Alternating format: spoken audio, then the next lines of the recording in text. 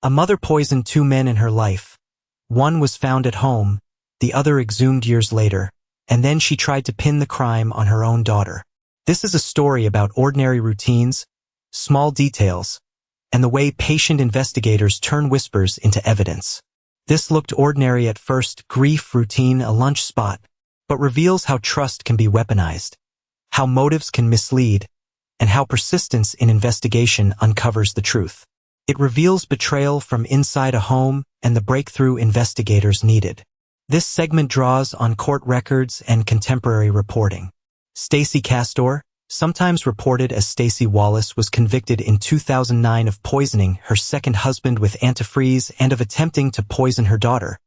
Investigators also suspected her in the earlier death of her first husband. She later died in prison in 2016. Ashley Wallace grew up in a house that, to the outside world, looked ordinary.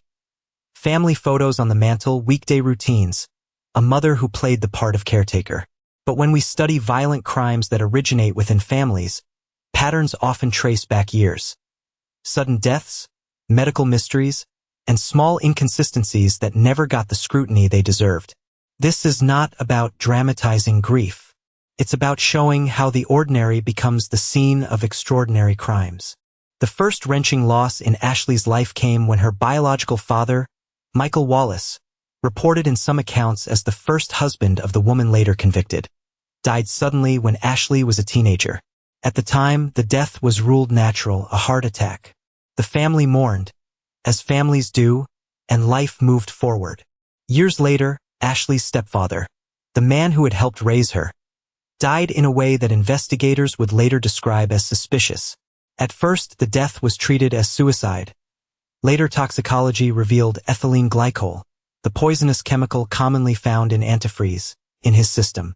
That discovery would eventually lead investigators to look back at the earlier death in a new light.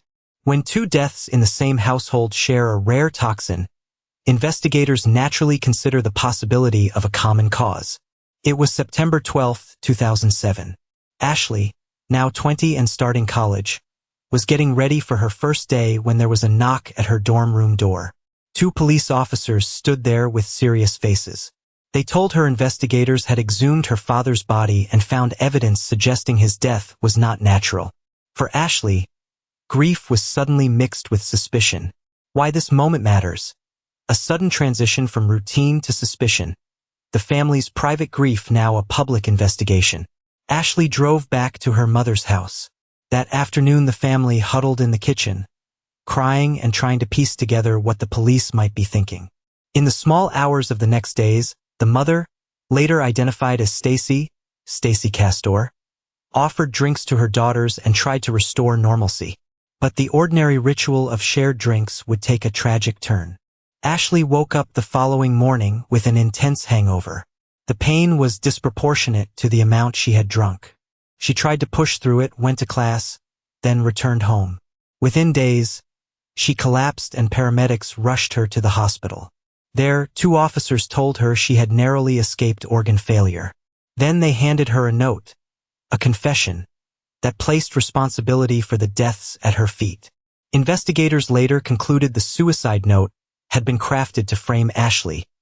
Timestamps and computer files indicated the document had been drafted when Ashley was in class. Toxicologists detect ethylene glycol through blood tests and by observing characteristic crystal formations in kidneys, calcium oxalate crystals. In this case, both the stepfather and, after exhumation, Ashley's biological father showed signs of antifreeze poisoning. That connection transformed two seemingly separate deaths into a potential pattern of homicide. The presence of ethylene glycol in both sets of remains was central to investigators' conclusion that poisoning had occurred. After Ashley collapsed and the police revealed the exhumation, a typed suicide note surfaced that appeared to confess to the deaths and sign Ashley's name. But timestamps on the mother's computer, drafts found by investigators, and expert testimony during trial showed the note was created under circumstances inconsistent with Ashley's authorship. Investigators concluded that the mother had attempted to create a narrative that would both explain her husband's death and eliminate herself as a suspect by portraying her daughter as the guilty party. Prosecutors argued that when the mother realized the exhumation and toxicology had drawn scrutiny to the family, she tried to complete her plan. Lure Ashley into drinking something that would appear to be a drunken suicide.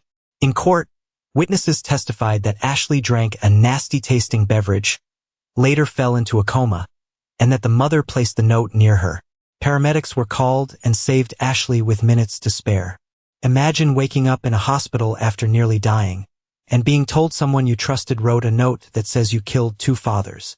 Investigators spent months piecing together the pattern, toxicology results, absence of fingerprints on implicated containers, a turkey baster found in the trash, forensically linked by investigators to ethylene glycol residues, drafts and timestamps of the confession letter on the mother's computer, and Ashley's hospitalization after ingesting sedatives or painkillers.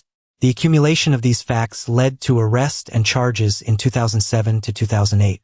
During the trial, prosecutors presented toxicology reports, computer forensics, paramedic testimony, and eyewitness statements.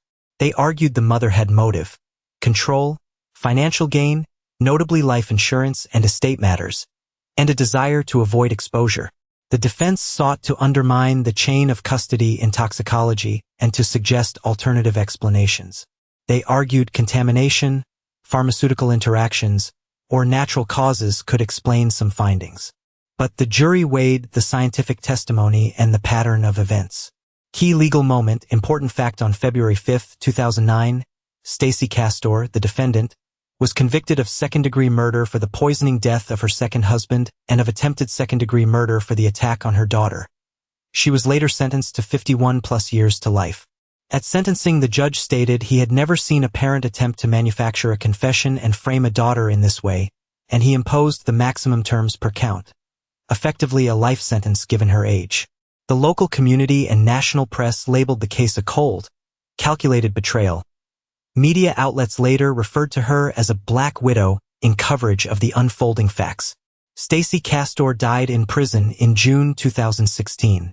Initial reports left the cause momentarily unclear. Subsequent public updates indicated a heart attack with no signs of foul play. Her death closed the legal chapter, but left many personal questions unresolved for surviving family members. Ashley survived her near-fatal poisoning and later testified at trial. In public statements and testimony, she described the complicated bond with a mother who was at once protector and perpetrator. Survivors of familial violence often face ongoing health and psychological scars that don't end with a conviction. This is not about labeling or voyeurism. It's recognizing trauma and the difficulties of rebuilding trust after a betrayal like this. This case reminds medical examiners, coroners, and investigators to question sudden deaths, and to use thorough toxicology when patterns emerge. Exhumations, difficult and emotionally fraught as they are, can reveal what initial autopsies or assumptions miss. For investigators, persistence matters. For families and clinicians, unexplained declines deserve scrutiny. These cases remind us that truth often lurks behind endurance. The endurance of toxicologists who run the right tests, and the endurance of survivors who testify. It also reminds us that the places we think of as safe can harbor secrets. If you want a deeper dive, full trial transcripts, toxicology tables, and psychological profiles, tell me which thread you want next. The forensic deep dive into ethylene glycol testing, or a blow-by-blow trial transcript read of the Castor case. Subscribe for methodical cases that follow the smallest clues to their shocking ends. Next, we'll look at a case where a single witness's noise complaint leads to a cold case break. Don't miss it.